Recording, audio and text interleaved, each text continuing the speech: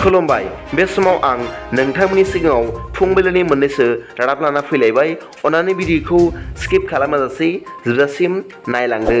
दिनैनि फुंबिलिनि मोननैसो रादाबफोरा जाबाय। गिबि रादाबाव दं नंखाय रां दिहुनग्राफोरा मैया हमजादों। मिथिनो मोननाय बादिब्ला साइगावन पुलिस थानानि इनचार्जनि दैदेननायाव गोख्रों सिग्रोमनायनि गेजेरजों नंखाय रां दिहुनगिरि 5 सुबुंखौ हमनो हादों होनना मिथिनो मोनदों। मख'नो गोनांदि हमजानाय सुबुंफोरनिफ्राय पुलिसआ गोबां नंखाय रांफोर आरो गंसे रां साफायग्रा मेसिन आरो गं 8 मबाइल फनफोर हमनो हादों होनना मिथिनो मोनदों। नैथि रादाबाव दं डेंगु बेरामनि थाखाय सोलोंथाइ फसंथानफोरखौ बन्द खालामनांबाय। मिथिनो मोननाय बादिब्ला आसाम रायजोनि कार्बि आलं जिल्लानि हेडक्वार्टार दिपुआव डेंगु थाम्फैनिफ्राय सोमजिनाय डेंगु बेरामा ओनसोलाव बाराद्राय गोसारनायलाय गभर्नमेन्ट आरो प्राइभेटनि फरायसालिमाफोरखौ मैया समबारनिफ्राय फैगौ सुनिबारसिम सप्तासे बन्द फोसावबाय होनना मिथिनो मोनदों। डेंगु बेरामनि पजिटिभ केसआ थांनाय सानबासो साननिफ्राय मैयासिमाव 270 जन जाहैबाय होनना मिथिनो मोनदों। बिनि थाखायनो कार्बि आलं अट'नमास काउन्सिलनि प्रिन्सिपाल सेक्रेटारिया गासिबो सोलोंथाइनि फसंथानफोरखौ 1 सप्ता बन्द फोसावदों।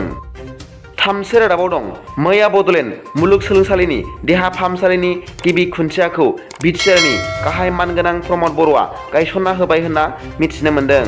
मख'नो गोनांदि बे हाबाफारियाव बिटिआरनि गाहाय मानगोनां प्रमद बर'जों लोगोसे बड'लेण्ड मुलुगसोलोंसालिनिनो भाइस चेन्सेलर मानगोनां प्रफेसार लाइस्रोम सिं मानगोनां एमएलए लरेन्स इस्लारि आरो मावफुं सोद्रोमा मानगोनां अरुप कुमार दे बिथांमोनहा बाहागो लाहैदों होनना मिथिनो मोनदों। बिथांमोनजों लोगोसे गोबां मेलेमजिबि सुबुंफोराबो बाहागो लाफादोंमोन होनना मिथिनो मोनदों।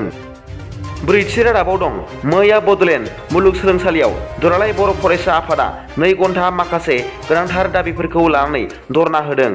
मख'नो गोनांदि सप्तासे सिगांनिफ्रायनो बड'लेण्ड मुलुगसोलोंसालियाव गोबां गिदिर फिसा जेंनाफोर नुजागासिनो दं। फरायसाफोरनि मोनथाय मोननो थाखाय मैया वी वान्ट जास्टिस नो रेस्ट आवार डिमान्ड इज लेगेल डिमान्ड बायदि स्लगानजों धरना होदों होनना मिथिनो मोनदों। बाथि रादाबाव दं दुलाराय बर' हारिनि थाखाय रंजाथाव खौरां।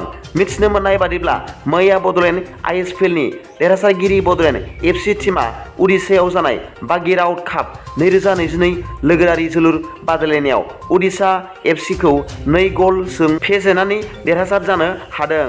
बिथांमोननि देरहासार जानाया बर' हारिनि थाखाय जोबोर गोग्गाथाव बाथ्रा आरो रंजाथाव बाथ्रा।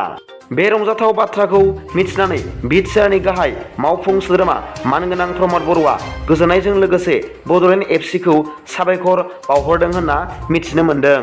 लोगोसे बे राउट काप 2022 जोलुर गेलेनायाव बड'लेण्ड फुटबल हानजानिफ्राय रहन ब्रह्मआ हिर' अफ द मेच बान्थाखौ मोननो हादों। द'थि रादाबाव दं सासे सुबुंखौ दायना सन्देहजों बुथारदों। मिथिनाय बादिब्ला बे जाथाया जादों क'क्राझार जिल्लानि गसाइगाव महकुमानि कुसुगावनि सिङाव थानाय मालबग गामियाव। मिथिनाय बादिब्ला दाखालि रबिबार मोनायाव देवान मुर्मु मुंनि सासे सुबुंखौ दायना सन्देहजों माखासे दुथां सुबुंफ्रा बुथारदों होनना मिथिनो मोनदों। मिथिनो मोनबावनाय बादिब्ला देवान मुर्मुजों लोगोसे बिनि फिसाज्ला सुनिल मुर्मु आरो फिसाजोआबो जखम जादों होनना मिथिनो मोनदों। जखम जानाय सुबुंफोरखौ गसाइगावनि आर.एन.बी. हस्पिटालाव फाहामथाय होगासिनो दं होनना मिथिनो मोनदों। दासिमाव बुथारग्रा 3 सुबुंखौ कुसुगाव पुलिसआ हमनो हाबाय होनना मिथिनो मोनदों। हमजानाय सुबुंफोरनि मुंखौ फारियै मंगल मुर्मु, किसान हासदा आरो सान्देब टुडु होनना मिथिनो मोनदों। दिनैनि फुंबिलिनि मोननैसो रादाबफोरा दा बेखिनिल'मोन। भिडिअखौ मोजां मोनदोंब्ला अन्नानै लाइक आरो साबस्क्राइब खालामनो दाबाव आरो बेल आइकनावबो थुनानै ला, जाहाथे आं गोदान निउस आपडेट लानानै फैयोब्ला नोंथांनियाव सिगांग्रो नटिफिकेसन सौहैयो। गाबोननि फुंबिलिनि रादाबाव नोंथांमोनखौ आंनि चेनेलाव गोसो गोथारै बरायहरनाय जाबाय। गोजोन्थों। एसेनोसै। जै बर' हारिनि जै।